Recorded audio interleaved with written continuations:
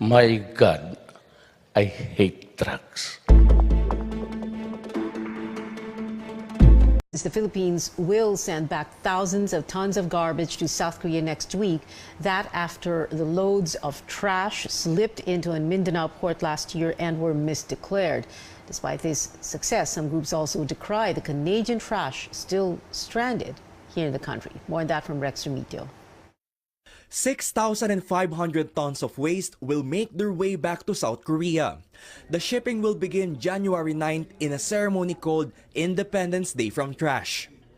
Ang araw na darating ay araw ng pagpapalayas natin sa mga basura dito sa ating bansa.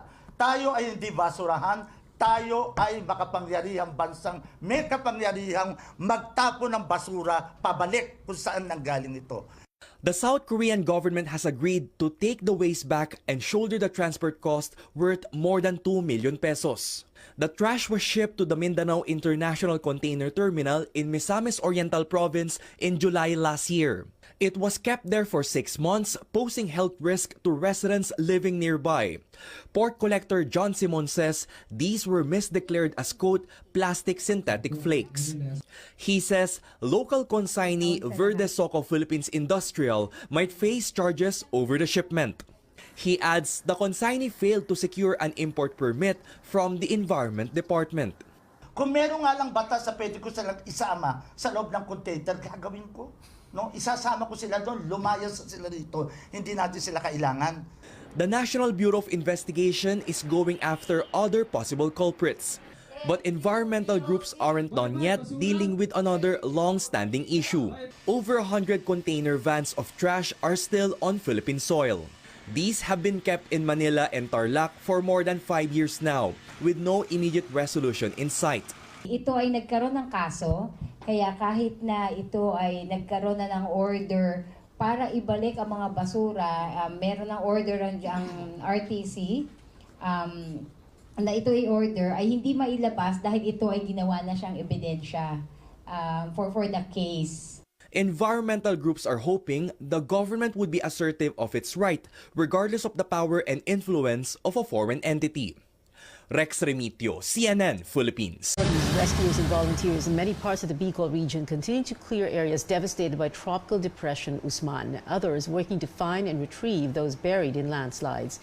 CNR Arcangel has the latest in the operations in Sangay Town in Camarines Sur, one of the hardest hit provinces. Soldiers are helping volunteers and personnel from the Public Works Department dig through the mud in Barangay Patitinan, Sangay Town, to recover 16 bodies from the landslide at the height of Tropical Depression Usman on December 29th. It's been 3 days since the landslide happened, and rescuers have given up hope finding more survivors. With shovels and power tools, they search for bodies in an area where houses once stood, as heavy equipment clear mud from the road.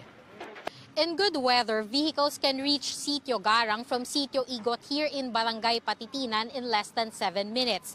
But because there are now huge mounds of soil blocking the highway, rescuers have to use boats in order to reach Sitio Garang. The local Disaster Risk Reduction and Management Office estimates that around 7 hectares of soil came rushing down from the mountain towards the houses in Barangay Patitinan on the night the landslide occurred.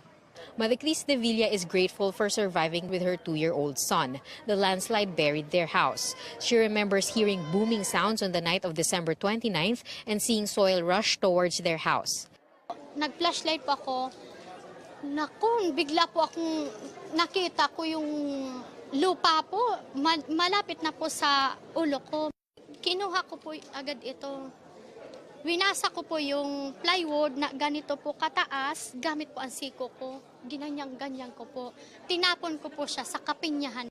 But it was tragic for Jose Erno. He returned to Sangay on December 30th to find 7 of his 8 children dead. Rescuers are still searching for his wife and youngest child. Erno says he was clueless as he was working in Legazpi during Osman's onslaught. Nung dumating ako, puro na lang lupa na doon. Wala nang nakatayo. Lahat yun, dala yun. Pati yung pamilya ko dala. Hindi ko alam, yung ulam pala dito, malakas. Sa Legazpi, hindi naman masyado eh. Mayor Evelyn Fuentebella says residents were twice told to evacuate, but many ignored the warning. Fuentebella admits she didn't order a mandatory evacuation. Hindi namin ini-expect ito eh. Sino ba naman gusto nito mangyari, di ba? So hindi kami nag-mandatory. Yun lang siguro ang pero they were warned. Vice President Lenny Robredo says the local government should consider relocating residents since Barangay Patitinan has been identified as a landslide-prone area. Siguro ngayon kailangan puwersahin na hindi na pabalikin kasi talagang hindi worth ng buhay nila yung pagpunta. Pinuntahan ko yung lugar, maraming mga lugar doon naguho na yung ilalim. Hindi na talaga siya fit para tirahan pa. Local authorities say search and retrieval operations may only continue until Friday because the daily rains could trigger another landslide. The residents, particularly in Sitio Garang, will be evacuated for safety. In Camarines Sur, Cian Arcangel, CNN Philippines. Disaster officials still counting the casualties. Latest figures from the National Disaster Risk Reduction and Management Council show at least 85 people have died because of Tropical Depression Usman and the rains it brought. 20 more are missing, 40 are injured. Aside from having the most number of casualties, the Bicol region also suffered massive agricultural damage worth over 342 million pesos. Forecasts on storms and other weather disturbances are important in preparing for potential calamities, but are government weather advisories enough to let the public know what to expect and how to respond? George Quiles answers that in this report. Landslides, floods, storm surges.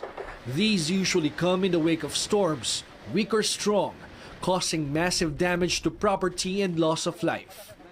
Last week, Tropical Depression Usman killed 85 people, injured dozens. Others remain missing. Weather Bureau Pag-asa says that even if Usman did not pack strong winds, calling it a weak storm, its extended rainfall caused just as much devastation and major hazards. Usually talaga kapag meron tayong low pressure area or mahinang bagyo, at the same time meron tayong amihan, meron po siyang boundary na tinatawag na tail end ng cold front. Ito talaga yung nagdadala ng mga moderate to heavy ng mga pag-ulan. Pag-asa says weather bulletins are immediately cascaded to the Office of Civil Defense and local governments of areas that may be affected. They issue these bulletins in 3-hour intervals, at times increasing in frequency when the storm is about to hit land. Pag-asa also issues storm warning signals and rainfall advisories. They post this on their website and social media accounts, apart from having press conferences and media interviews. Hindi na tayo nag-elaborate ng mga wind speed, ng mga rainfall amount. Nag-elaborate tayo ng possible na maging impact such as pagbaha. Kung gaano magiging mataas yung mga pagbaha natin as well as yung mga possibility ng landslides. But UP Project NOAA Executive Director Mahar Lagmay told CNN Philippines Balitaan, it is important that forecasts include the expected amount of rainfall. Rainfall can trigger landslides and cause flooding.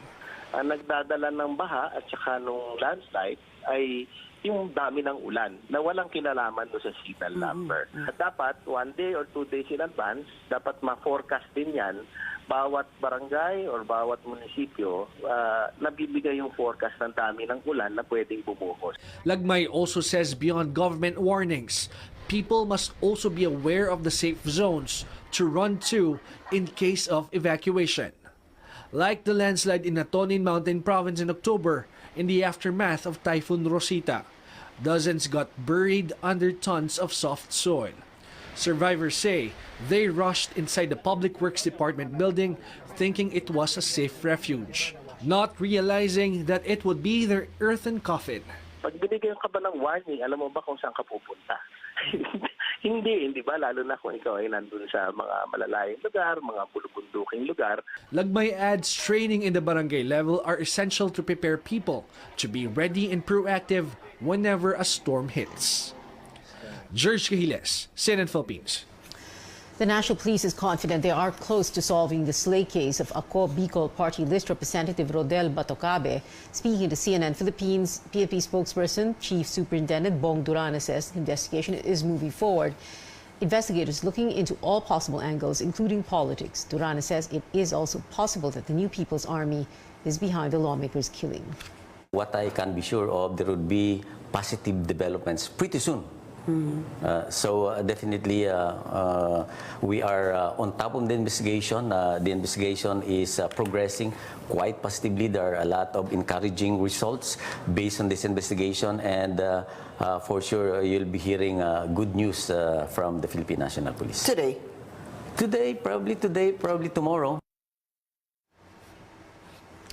While manhunt operations are underway, police also gathering information from those who witnessed the killing. Batucabe was shot dead with his security escort during a gift-giving program in Daraga Albay on December 22nd.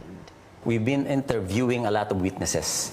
As you can see, we have 50 million reward. So a lot of people will be very interested. That's why, we are interviewing a lot of them, each one of them. But we are also ruling out nuisance witnesses. Sir, how many credible witnesses do you have so far? Well, you can count it through your fingers. You can't? You can. Oh, you can. So, you can. So probably 2, probably 3. Meanwhile, police will investigate the ranks if they find any irregularities in the issuance of gun licenses to Iloilo Representative Richard Garin and his father, Gimbal Town Mayor Oscar Garin. The Garins are facing administrative and criminal charges for mauling a police officer last month. That's part of our investigation. So there could be liability on the part of the PNP as well, sir? Yes. The ones issuing the permits? Not as an institution, but some personnel of the Philippine National Police. Catch the full interview of the PP spokesperson on the replay of The Source tonight at 7:30. More stories ahead. Vacationers begin to arrive at the country's main airport after the holidays. And the country is sending back thousands of tons of garbage to South Korea. This is Newsnight, where we go above and beyond the headlines.